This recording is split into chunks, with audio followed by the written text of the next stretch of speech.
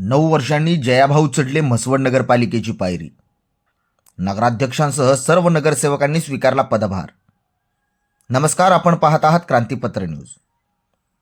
नुकत्याच झालेल्या स्थानिक स्वराज संस्थांच्या निवडणुकीत भारतीय जनता पक्षाने म्हसवड नगरपालिकेची सत्ता एकहाती काबीज करत विरोधकांची धुळदाण उडवली. 9 वर्षांपूर्वी 2016च्या निवडणुकीत पक्षाला मिळालेला पराभव ग्रामविकास मंत्री जयकुमार गोरे यांच्या जिव्हारी लागला होता. तेव्हापासून नगरपालिकेची पायरी न चढलेले जयाभाऊ यावेळी 20 नगरसेवक आणि 1 नगराध्यक्ष घेऊन नगरपालिकेची पायरी चढले. म्हसवड नगरपालिका निवडणुकीत ऐतिहासिक विजय मिळवल्यानंतर सर्व नगरसेवक आणि नगराध्यक्ष सौ पूजा सचिन विरकर यांनी ग्रामविकास मंत्री आमदार जयकुमार गोरे यांच्या उपस्थितीत आज पदभार स्वीकारले.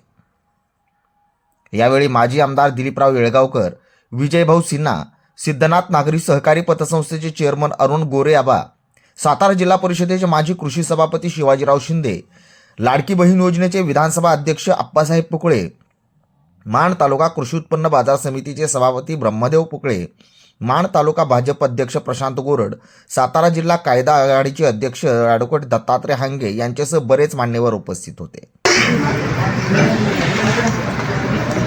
सिद्धनाथाच्या नगरीमध्ये सिद्धनाथाच्या आशीर्वादानं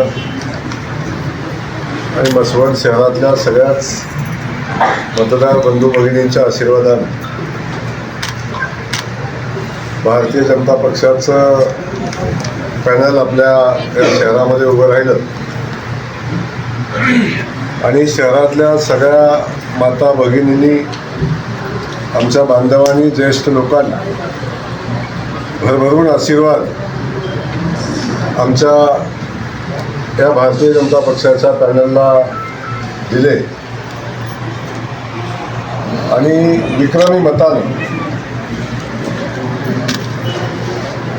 सगळ्याच उमेदवारांना निवडून दिलं. सगळ्यात पहिल्यांदा मी म्हसवड शहरातल्या नागरिक माता भगिनींचं, बांधवांचं आणि ज्या ज्या लोकांनी या विजयासाठी प्रयत्न केले, ज्यांनी मेहनत घेतली, त्या सगळ्यांचं मी मनापासून हात जोडून आभार मानतो.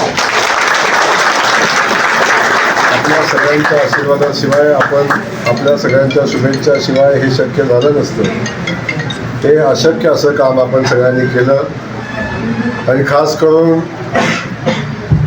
आपल्या सगळ्यांना माहिती आहे की 2016 साली निवडणुकीमध्ये झालेला पराभव आणि त्यानंतर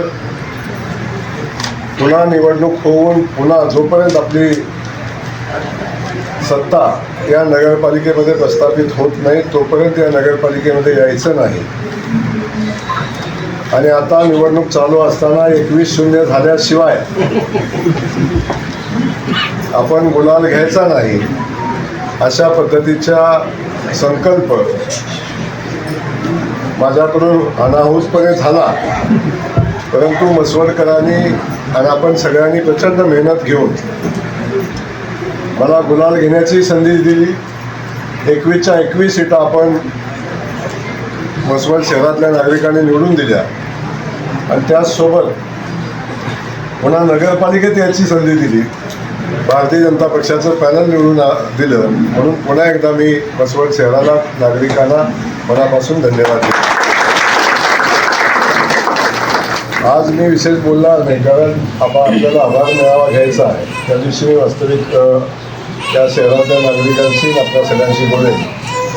परंतु आज म्हसवड शहरानं विक्रमी मतानं नगराध्यक्ष म्हणून आमच्या पूजाताईला निवडून दिलं आणि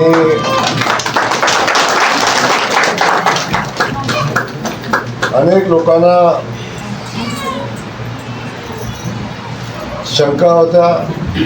अनेक लोक म्हणली म्हसवड शहरातनं मतदान कुणाला तरी अधिकचं होईल, ग्रामीण भागातनं म्हणजे वाड्या वस्तीवरनं पूजाताईला मतदान होईल. तरी सगळ्या अपेक्षा कोण ठरवत, जे पाठीमागच्या निवडणुकीमध्ये निवडून आलेल्या लोकांनी, बाबू काका तुम्हाला सोडून, ज्या पद्धतीचा शहरानं टाकलेला विश्वास किंवा शहराच्या अपेक्षाचा जो भंग केलेला होता, त्यातून शहरातल्या लोकांच्या एक वेगळ्या भावना तयार झालेल्या होत्या. त्या भावना रास्त होत्या, पण त्याही भावनेला छेद देत शहरातल्या सगळ्या नागरिकांनी आशीर्वाद आमच्या पूजाताईला दिले आणि जवळजवळ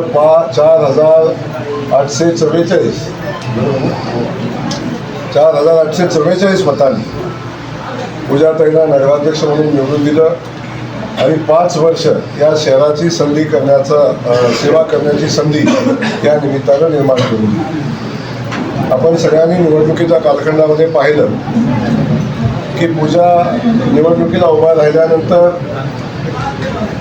आजपर्यंत या लोकांनी ज्या पद्धतीचा नेगेटिव्ह सेट करून किंबहुना आपापसात लोकांना कायम द्वेषानं भांडत ठेवण्याचं काम या सगळ्या प्रस्थापित मंडळींच्याकडून सातत्याने झालं.